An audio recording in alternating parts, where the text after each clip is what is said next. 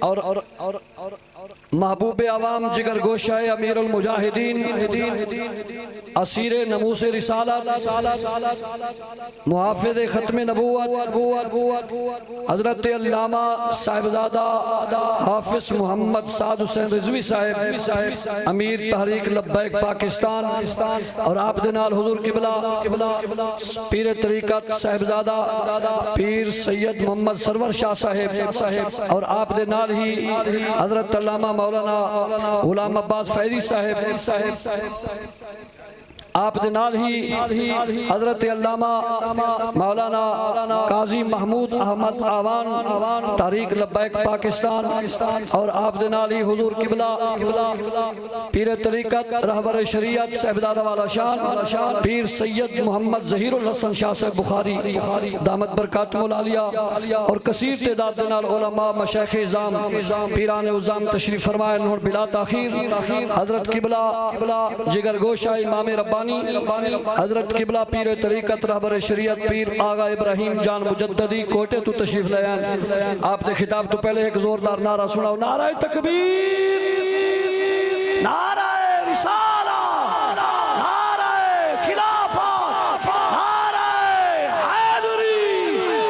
آستانہ عالیہ پیر سواگ شریف آستانہ عالیہ پیر بارو شریف تاجدار ختم نبوت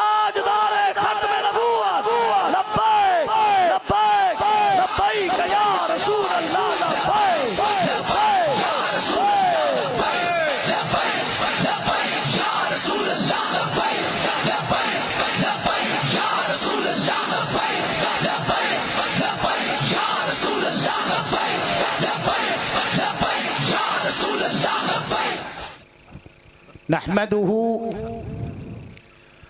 ونصلي ونسلم على رسوله الكريم أما بعد فقد قال الله تبارك وتعالى في القرآن المجيد والفرقان الحميد لقد كان لكم في رسول الله أسوة حسنة صدق الله مولانا العظيم وصدق رسوله النبي الكريم ونحن على ذلك لمن الشاهدين والشاكرين والحمد لله رب العالمين إن الله وملائكته يصلون على النبي يا أيها الذين آمنوا صلوا عليه وسلموا تسليما اللهم صل وسلم وبارك على سيدنا محمد وعلى آله وصحبه صلاة عبد قلت حيلته ورسول الله وسيلته الصلاة والسلام عليك يا سيدي يا رسول الله الصلاة والسلام عليك يا سيدي يا رسول الله وعلى آلك وأصحابك يا سيدي يا حبيب الله يا حبيب الله معزز سامعین عظام زیب سجادہ آستانہ پیر بارو قدس سرہ العزیز اکابرین و علماء اہل سنت تحریک لبیک کی تمام تر قیادت اور تمامی عوام اہل سنت السلام علیکم ورحمت اللہ وبرکاتہ فقیر سرزمین بلوچستان سے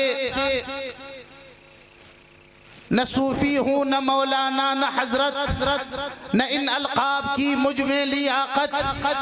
غلام بے درم اس خیر کا ہوں غلامی جس کی ہے کان کرامت حضرت شاہ ابو الخیر قدس سرہ العزیز کی خانقاہ شریف کا ایک ادنا سا غلام و نوکر اپنا ایک پیغام اور ایک عرضی اس مبارک محفل کے بانیان اور تمام اہل سنت کے عوام و خواص کے لیے لے کر آیا ہوں اس آیت کریمہ کے تناظر میں جو میں نے جس آیت کریمہ کا حصہ آپ کے سامنے تلاوت کیا، آپ ہمیشہ یہ آیت کریمہ سنتے رہتے ہیں، لَقَدْ كَانَ لَكُمْ فِي رَسُولِ اللَّهِ أُسْوَةٌ حَسَنَةٌ، آپ ہمیشہ سنتے رہتے ہیں۔ ذرا اس کا سیاق و سباق بھی ملاحظہ ہو، یہ آیت کریمہ کس تناظر میں قرآن کریم میں آئی ہے، کیا سباق ہے، اور اس سے پہلے خداوند تعالی نے کیا فرمایا۔ دیکھیے ہمارے آج کل کے حالات ہوں، ہماری آج کل کی پریشانیاں ہوں، اسلام پر آنے والے یہ تمام تر فتنے آپ ان کو ذہن میں رکھیے، اور اس آیت کے جو سباق ہے اس کو ملاحظہ کیجئے، آپ کو کیسی ہم آہنگی ملے گی۔ آپ ملاحظہ کریں گے کہ قرآن کریم معجزہ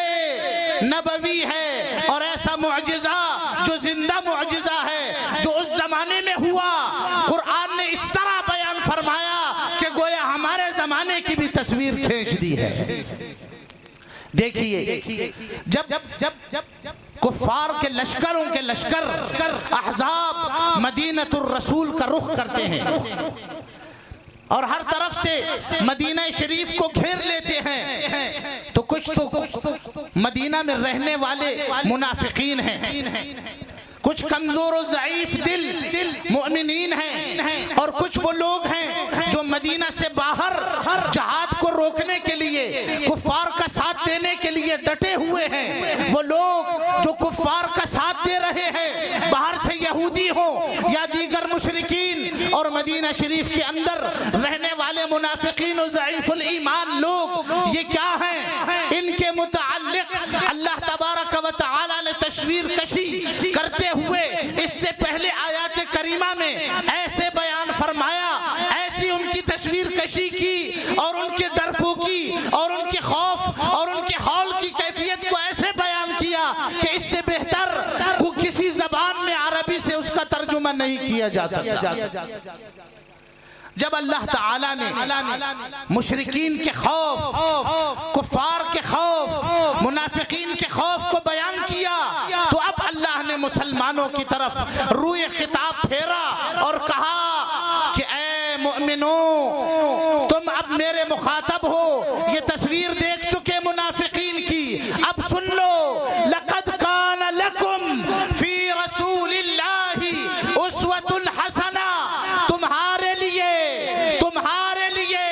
رسول اللہ کی زندگی میں، تمہارے لیے رسول اللہ کا ہر لمحہ ایک تسلی کا سبب ہے، رسول اللہ کی زندگی تمہارے لیے وجہ تسلی ہے۔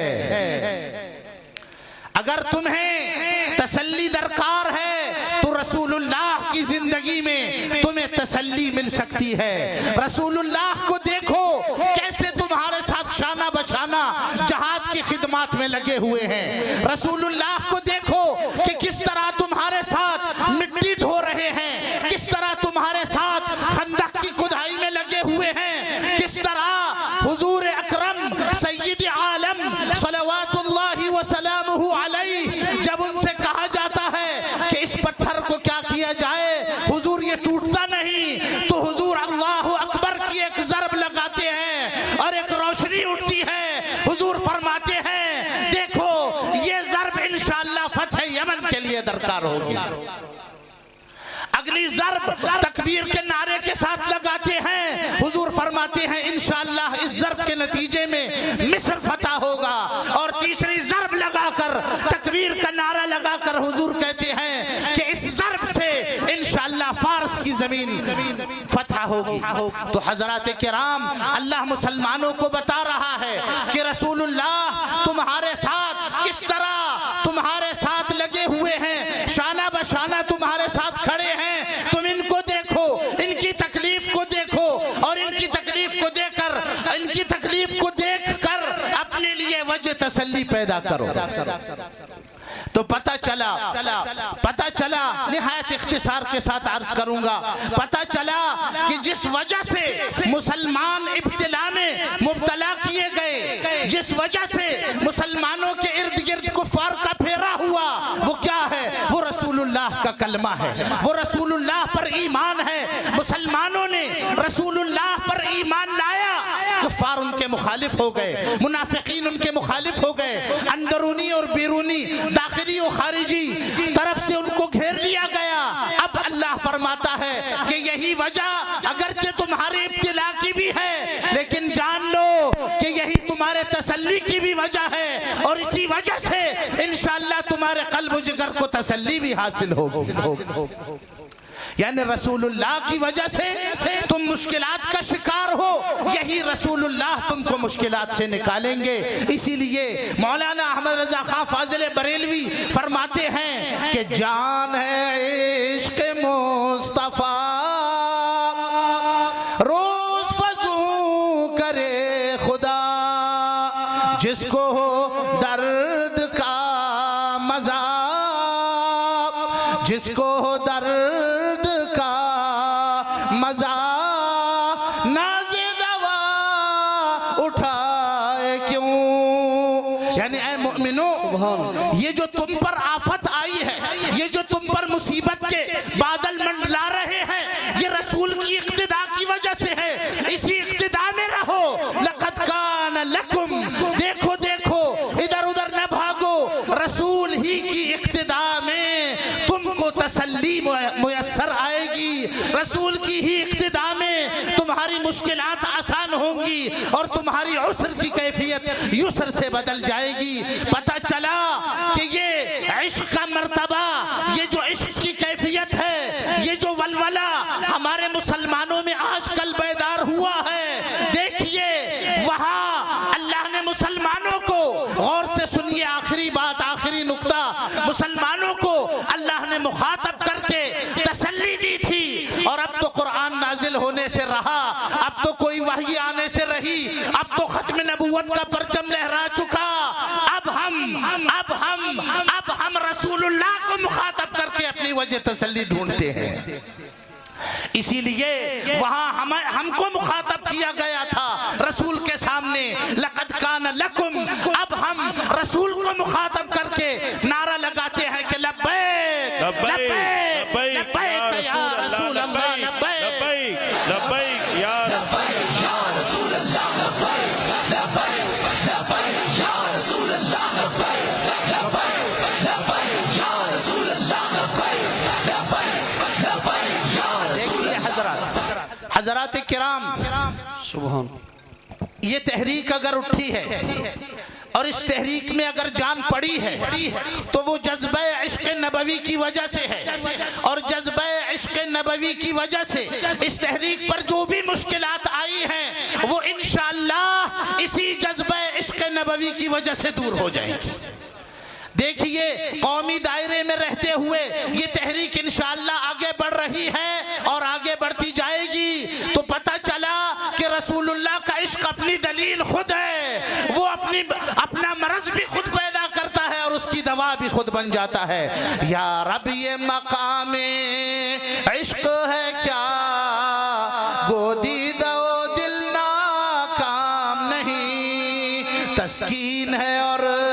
تسکین نہیں، تسکین ہے اور